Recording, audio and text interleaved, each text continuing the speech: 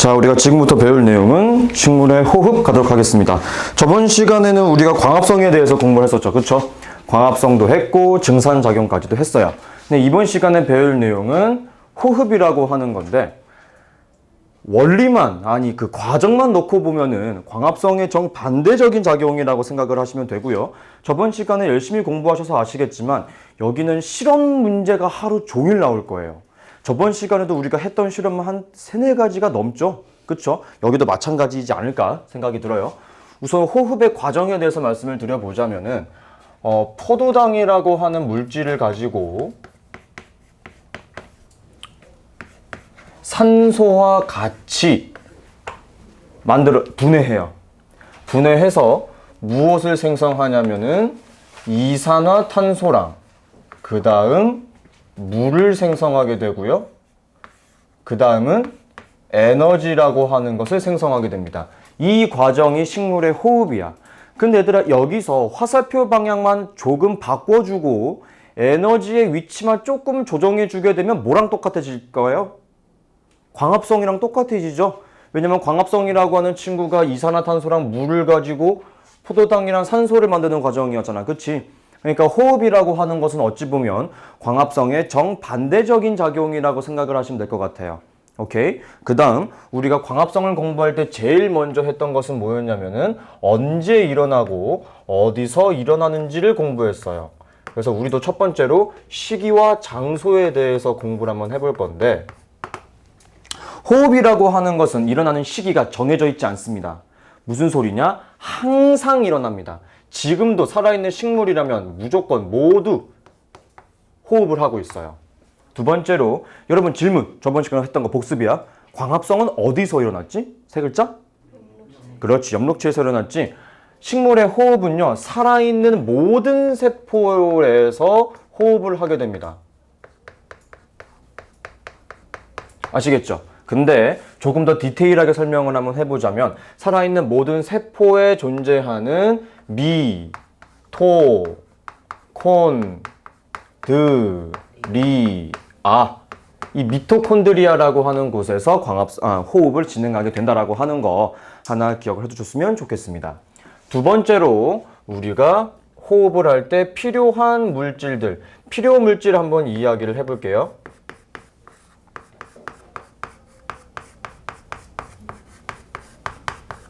자, 호흡에 필요한 물질은 크게 2가지가 존재합니다. 그죠? 첫 번째, 포도당이 존재합니다.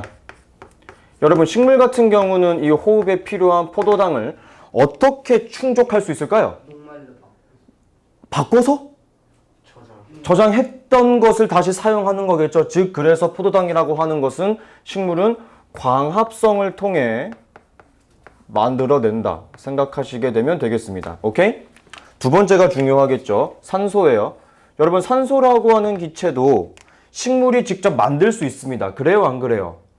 그렇죠? 무엇을 통해 만들죠? 그렇죠. 똑같이 광합성으로 만들어. 근데 얘들아, 질문 한번 해볼게. 광합성이 호흡처럼 항상 언제나 매일 하루 종일 일어납니까? 그렇지 않죠. 밤에는 광합성이 잘 일어나지 않아요. 하지만 호흡은 밤에도 하죠. 그럼 밤에는 저 필요한 산소를 어떻게 충족할까요? 에? 이산화탄소를 어떻게 해요? 아니죠. 뭐 얘기했어요? 우리 기체가 왔다 갔다 하는 구멍을 뭐라고 얘기했어? 기공. 그렇지. 기공을 통해 흡수해요. 공기 중에 산소가 있으니까. 그치? 기공을 통해 흡수한다 생각하시면 될 것 같아요. 아시겠죠? 자, 그나마 저는 조금 더 중요하게 생각하는 것이 3번째예요. 생성 물질인데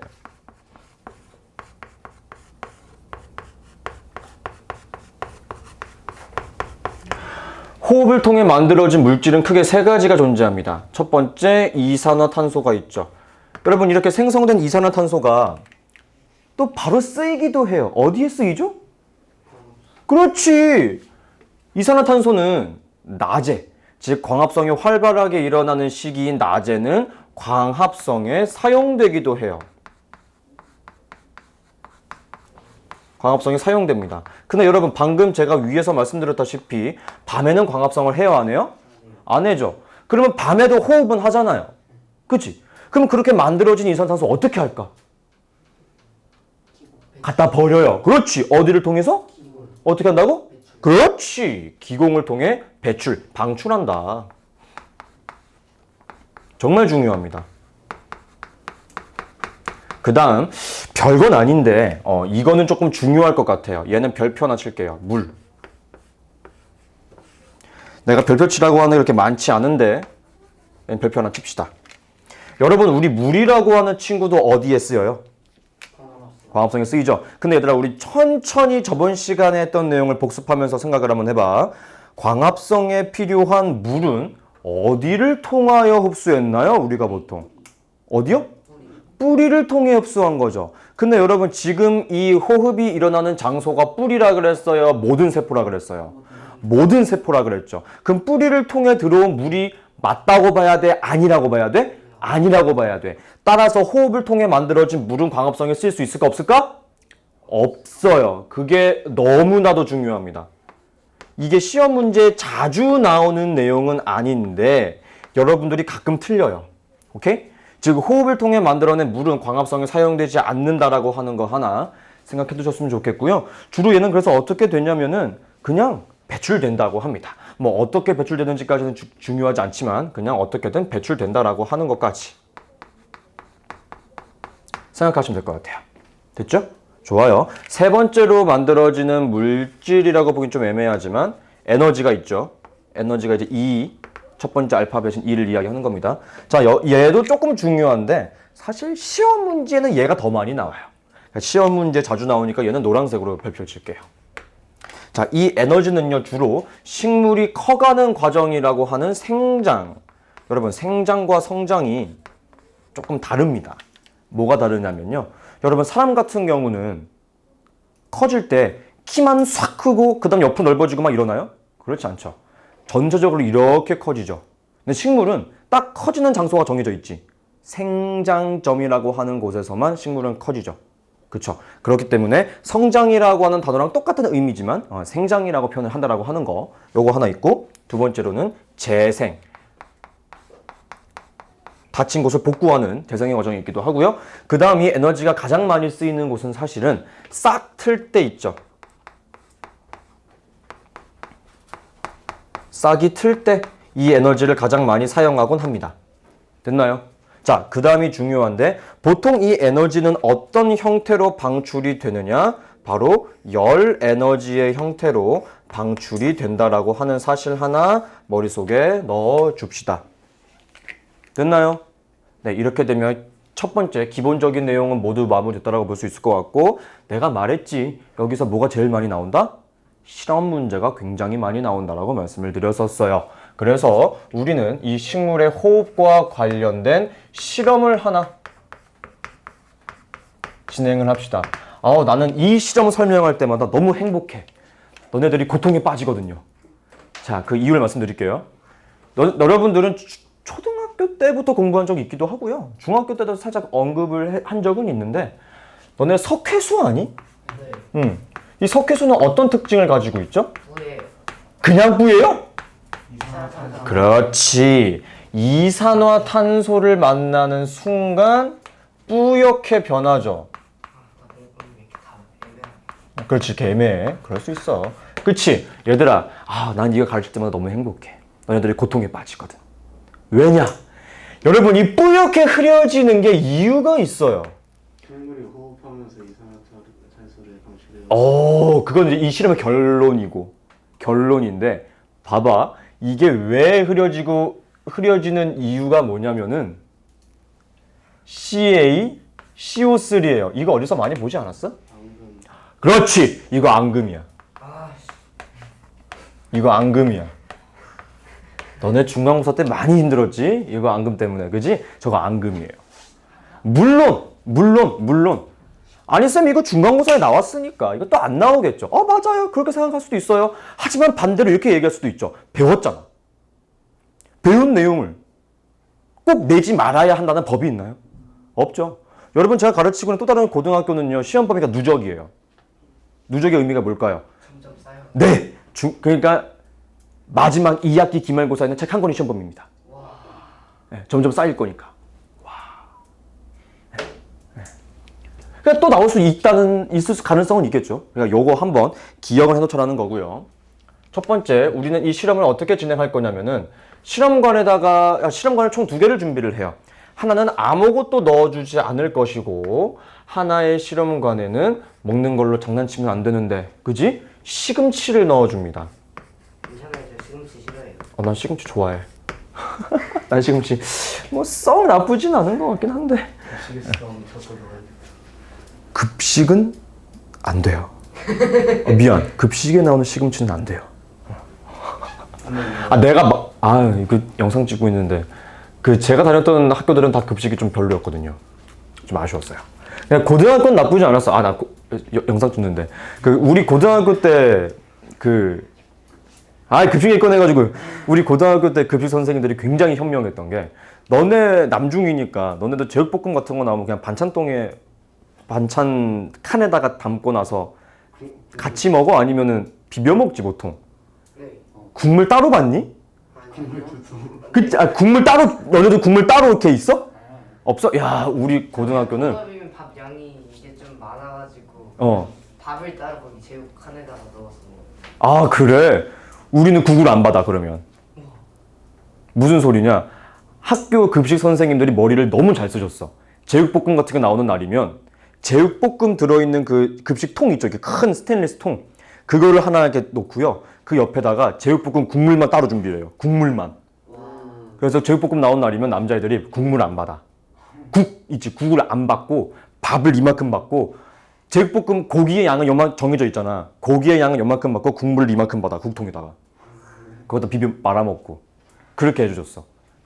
그래서 그거 나오는 날이면, 근데 사실 반찬이 3개 나오잖아요. 김치 하나 무조건 나와야 될 거고, 제육볶음 하나 나올 거고, 서브 반찬이 나올 거잖아. 서브 반찬은 요만큼 줘. 어차피 안 먹을 거 아니까. 그래서 꼭 해주시는 아주머니들께서 여쭤보세요, 저희한테. 먹을 거니? 그러면 아니요. 그럼 그냥 안 주셔. 너무 현명해. 잔반이 안 나와, 그날은. 그래서. 그리고 그런 날은 보통 이제 고등학교 가면은 물론 중학생들도 마찬가지겠지만 한창 클 나이니까 밥 되게 많이 먹잖아. 그러면은 보통은 이제 평범하게 급식 나오는 날이면 밥만 따로 받아갈 수 있는 밥칸이 따로 있는데 밥칸이 그렇게 많지 않아. 제육볶음 나오는 날이면 밥이 2통이야. 그랬었습니다. 갑자기 생각이 나네요. 그 선생님 너무 현명하지 않았나. 남자애들의 습성을 너무 완벽하게 파악하신 분이 아닌가 생각이 들어요. 그랬었습니다. 급식 얘기를 꺼내는 바람에 이렇게 됐네. 너네들 급식 괜찮잖아, 그래도. 저희 맛있어. 맛있잖아. 한 번씩 랍스터 나와요. 랍스터가 나온다고? 한 번씩. 한 번씩? 1년에. 랍스터라니, 와. 근데 그것도 선착순으로 더 받을수록 더 주는. 진짜? 랍스터 3개 먹었어요. 진짜? 와, 랍스터라니, 와. 충격. 가보자. 자, 시금치를 암실에 넣어줘야 돼. 이 키포인트야. 왜 우리가 시금치를 암실에 넣어줘야 되는 걸까? 암실이 뭐야, 얘들아? 빛이 안 들어. 정답. 빛이 들어오지 않아야 돼. 왜? 광합성을 하니까. 그렇지. 즉, 암실에 넣어준 이유를 얘기해보자면은 광합성을 차단해주기 위해서다. 그렇게 대답해주면 좋겠죠. 여러분, 이런 게 이제 다 1, 2, 3, 4, 5번이라든지 기역, 니은, 디귿 지문에 나올 수 있는 지문이 될 것이며, 서술형 괄호 1번 문제로 나오기 딱 좋은 문제인들인 거예요. 그쵸? 이 실험 그림 하나 박아놓고 낼 수 있는 문제가 한 3, 4문제 된다는 소리야. 그치? 기억해야 돼. 자, 그러면 아무것도 넣어주지 않은 실험관에 존재하는 공기를 석회수에 통과시키게 되면 변화가 생기겠니? 안 생기죠. 아무런 변화가 없어요. 하지만 광합성을 차단했기 때문에 암실에 넣어둔 시금치 같은 경우에 대해서는 무슨 일이 일어나겠습니까?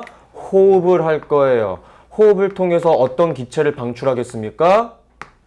이산화탄소를 방출하게 되겠죠? 그럼 그 공기를, 그 기체를 석회수에 통과시켜주게 되면 석회수가 어떻게 되겠다? 뿌옇게 흐려질 것이다.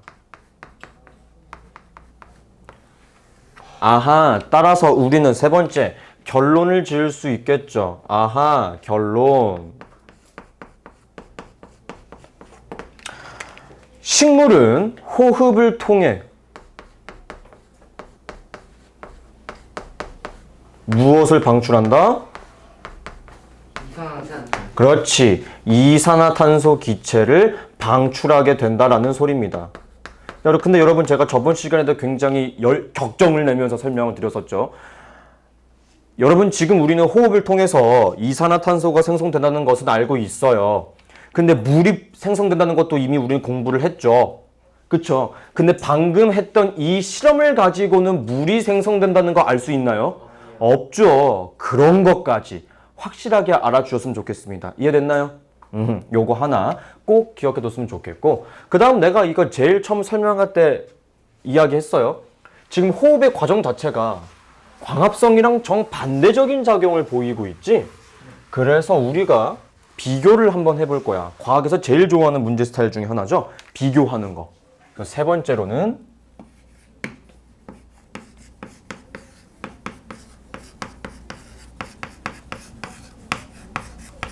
광합성과 호흡에 대해서 비교 한번 해볼까 합니다. 어우, 영상 찍으니까 조용하네. 드립 안 치고 오늘. 내가 이런 얘기를 맘 놓고 할 수 있는 이유. 아무도 안 봐요. 이 영상. 알죠? 아무도 안 봐요. 물론 시험 기간 되면 좀 조회수가 올라오긴 하는데, 제가 저번 주에 올린 영상이 지금 조회수가 11회입니다.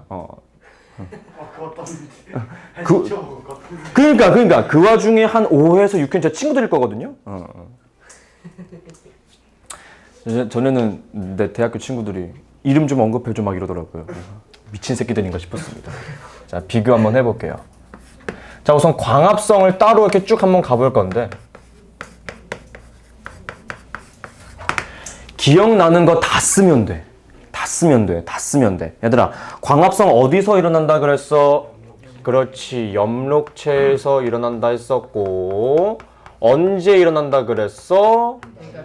그렇지, 해가 있는 주로 낮에 일어난다 했고, 그 다음 합성한다라고 했죠. 합성이라고 하는 단어 자체가 양분을 만드는 거죠. 근데 포도당을 만들자마자 뭘로 바꿨지? 그래서 뭐 한다 그랬어? 저장. 그렇지. 따라서 광합성은요, 양분을 저장하는 과정이라고 생각을 해주시면 조금 더 좋지 않을까 생각을 합니다. 그쵸? 그 다음은 이제 뭐 생성되는 것은 무엇입니까? 생성되는 거. 포도당을 생성하는 거고, 그 다음 산소를 생성하는 거죠. 그쵸? 그 다음 소모하게 되는 것은 뭐예요? 이산화탄소를 소모하고요, 물을 소모하게 된다는 것까지. 이 정도면 되지 않을까? 우리 기억나는 거 다 쓴 것 같아. 그쵸? 좋아요. 그럼 방금 전에 공부했던 호흡도 한번 정의 한번 해보겠습니다. 호흡은 어디서 일어난다 했냐면은, 그냥 배웠으니까 쓸게. 우선은 장소부터. 미토콘드리아. 언제 일어난다고요? 그딴 거 없죠? 항상. 그럼 이 친구는 지금 그 저장되었던 양분을 가지고 분해해서 에너지를 만든 거니까 양분을 어떻게 했다라고 생각하시는 게 맞을까요? 소모 혹은 분해, 그렇게 이야기할 수 있는 거겠죠? 그래서 여기는 양분을 분해한다라고 생각하시면 될 것 같아요.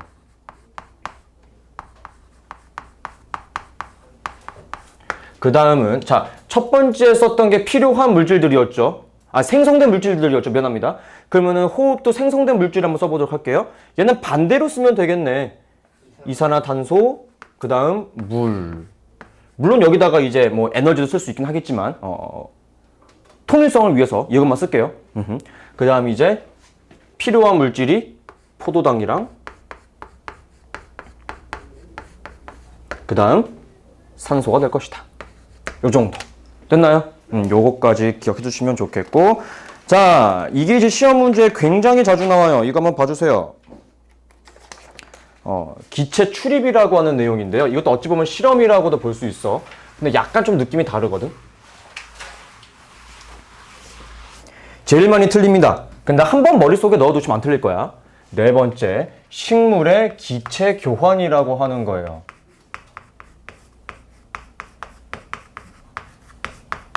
우리 조금 전에 공부했어. 호흡을 통해 만들어진 이산화탄소는 낮에는 광합성을 쓸 수 있다라고 이야기했죠. 그쵸?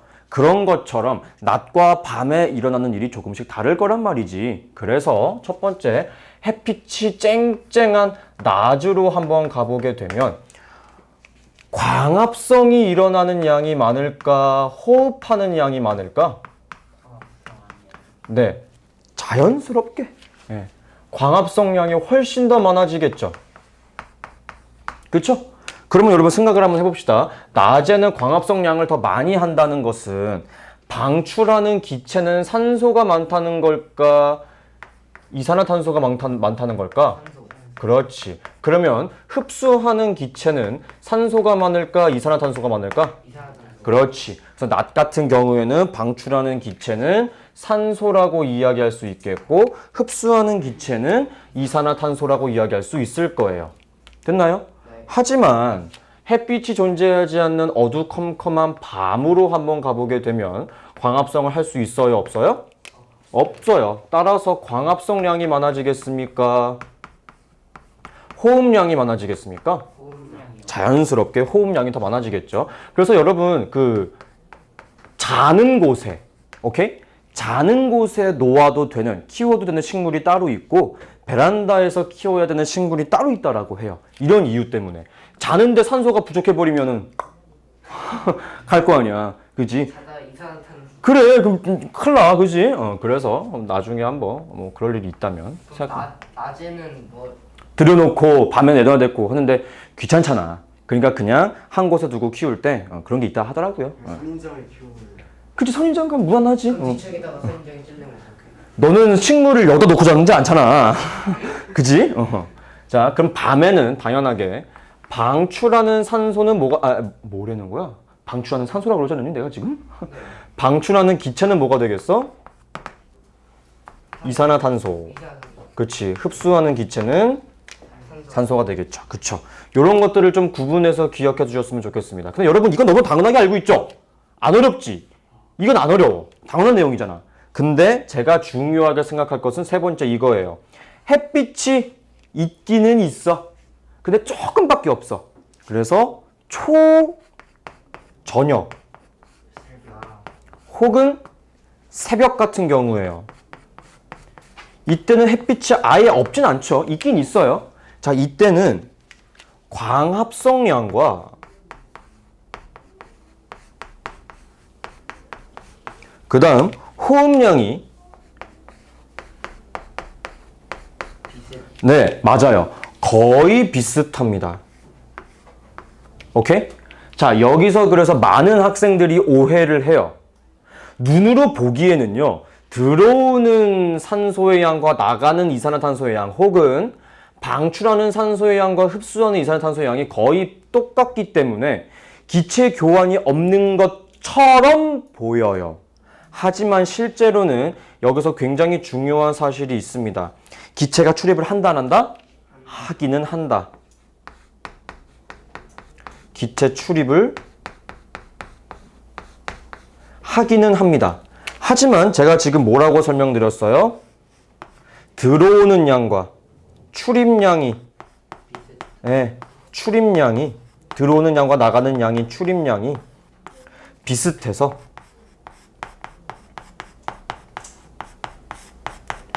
어떻게 보인다? 없는 것처럼.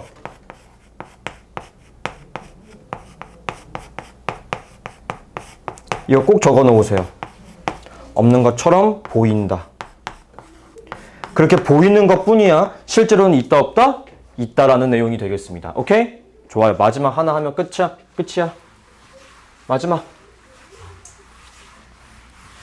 자, 근데 식물은 생각을 한번 해봐, 얘들아. 낮에 열심히 광합성을 해가지고 포도당을 생성을 했어. 그치? 그리고 그거를 이쁘게 저장을 해야 돼. 녹말의 형태로. 그러다가 밤에는 호흡할 때 더 많이 사용을 해야 될 거고, 근데 밤뿐만 아니라 낮에도 호흡을 해야 되기 위해서는 양분을 많이 가지고 있어야 되겠네? 그치? 그래서 이 식물이라고 하는 친구는요, 양분을 저장을 합니다. 양분의 저장이에요. 오케이? 쌤, 근데 저번 시간에 공부했잖아요. 그쵸? 광합성을 통해 생성한 포도당은 녹말로 저장된다면서요. 그럼 녹말로만 저장되는 거 아니에요? 그렇지 않아요. 그러니까 이렇게 생각하면 될 것 같아. 낮에 녹말로 살짝쿵 저장을 했다가 광합성을 하지 않는 밤에는 식물에 따라 다르게 저장을 한다라고 생각하시면 될 것 같아요. 그 왜 여러분들은 돈을 뭐 용돈을 받거나 이렇게 돈을 받으면 그냥 통장에 짱 박아두는 사람도 있지만 현금으로 해가지고 뭐 저금하는 사람들도 있는 것처럼 각각 저금 방식이 다른 거죠. 그쵸? 이 친구도 마찬가지입니다. 오케이? 자, 요거 하나만 필기해 드릴게요. 첫 번째. 낮에는 녹말의 형태로 1차적으로 저장을 했다가 그 다음이 중요합니다. 이동할 때 있죠. 이동을 할 거예요. 이동할 텐데 이 이동할 때는 설탕의 형태로 이동을 합니다. 오케이? 왜냐? 설탕은 물에 잘 녹기 때문에 이동하기에 간편하다고 합니다. 오케이? 그런데 이 이동하는 장소가 따로 있대요. 어디? 체관이라고 하는 곳을 통해서 양분이 이동을 하게 된다라는 거예요. 아시겠죠? 그 다음 이렇게 이동하게 된 다음에는 최종적으로 저장을 하게 될 거고 우리가 지금부터 공부할 것은 어떤 식으로 저장이 되는지 공부할 겁니다. 됐나요? 좋아요. 자, 식물은 양분을 어떤 형태로 저장하느냐? 첫 번째, 방금 우리 공부했던 것처럼 그냥 녹말의 형태로 저장하는 경우도 있어요. 대표적으로 감자가 있죠. 쌀도 있을 거고. 우리가 흔히 얘기하는 탄수화물들, 이런 친구들일 거예요. 두 번째, 생성되자마자 그냥 포도당의 형태로 저장하는 경우도 있어요. 근데 얘들아 생각해봐. 왜 포도당이겠어? 당이니까. 아니, 포도에 많아서. 정답. 포도에 많아서. 이렇게 기억하면 편해. 제가 진짜 드립니다. 드립이 아니고 진짜예요.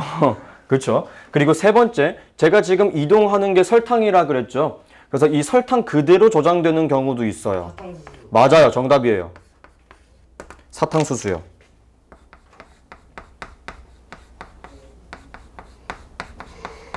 그 다음은 지방의 형태로 저장되는 경우도 있어요. 여러분, 우리 비빔밥 먹을 때 너무 당연한 거 빼고 이게 들어가면 참 고소하고 맛있어. 누룽지. 비빔밥에 누룽지는 먹어? 계란. 계란도 필수죠. 참기름 없으면 안 되죠. 아. 그치. 참기름. 그치. 여러분, 그거 기름이죠.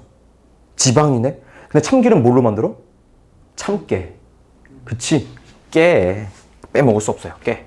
와. 그럼 들깨도 지방으로. 들깨 들기름. 참깨 참기름. 그치? 그것 말고도 또 뭐가 있냐면은 땅콩 같은 경우가 보통 이제 지방으로 저장이 된대요. 땅콩. 오케이? 그 다음은 마지막으로 단백질의 형태로 저장되는 경우도 있어요. 여러분 뭐 식물성 단백질 그런 거 들어본 적 있죠? 네. 그쵸? 그런 친구들이 보통 이제 단백질의 형태로 저장이 됩니다. 콩 같은 것들 있죠? 콩. 그래서 그렇게 두부 가보면 좋다라고 이야기 하잖아요. 그런 것 때문에 그렇습니다. 됐나요? 요 정도 하시게 되시면은 뭐 어려운 내용은 없을 것 같은데, 자, 내가 여기 실험이 많이 나온다 그랬지. 마지막 실험 하나만 터치할게요. 얘들아, 제발 부탁이야. 이건 필기해줘. 이거 그거 있었습니다. 이건 필기해줘. 이거 너무나 중요해, 얘들아. 알았죠? 네. 우리는 BTB 용액을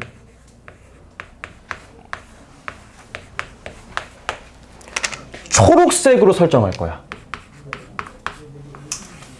그러면 지금 이산화탄소의 농도가 어느 정도라는 소리야? 많은 거야, 적은 거야, 중간인 거야?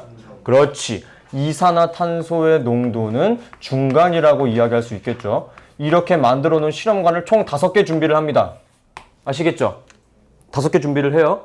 그 다음 첫 번째 실험관에는 무엇을 넣어줄 거냐면은 초록색에다가 입김을 불어 넣어줄 거야. 후 하고. 이산화탄소.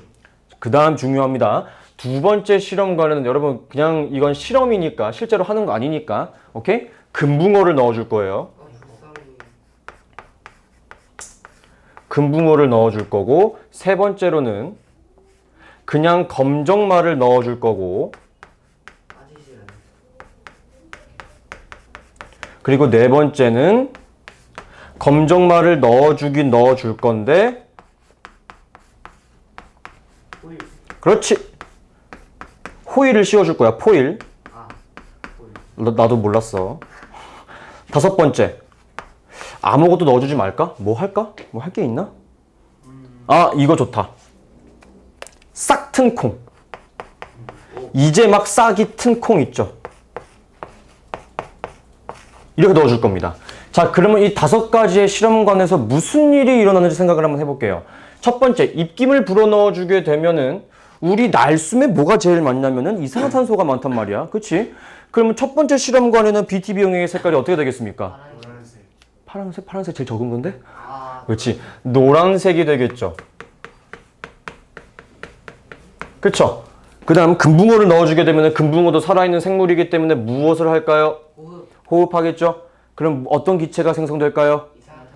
따라서 금붕어가 들어간 BTB 용의 색깔도 노란색으로 변하게 될 거예요. 근데 검정말만 넣어주게 되면 여기서 무슨 일이 일어나겠습니까?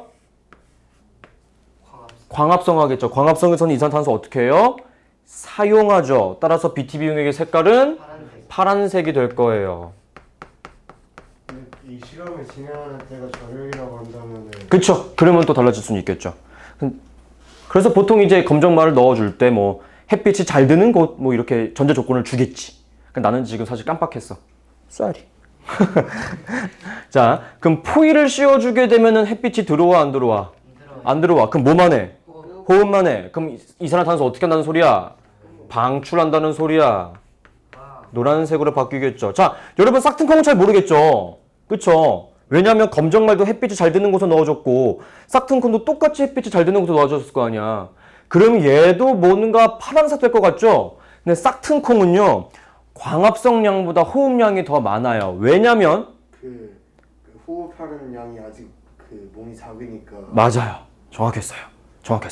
혹은 이렇게 생각할 수 있어. 우리 아까 호흡을 통해 만들어낸 에너지가 제일 많이 쓰일 때가 어디라 그랬지? 싹 틀 때라 그랬지. 그래서 얘는 싹이 텄지만 아직 더 성장을 더 많이 해야 되기 때문에 광합성보다는 호흡량이 훨씬 더 많다라고 생각하시면 될 것 같아요.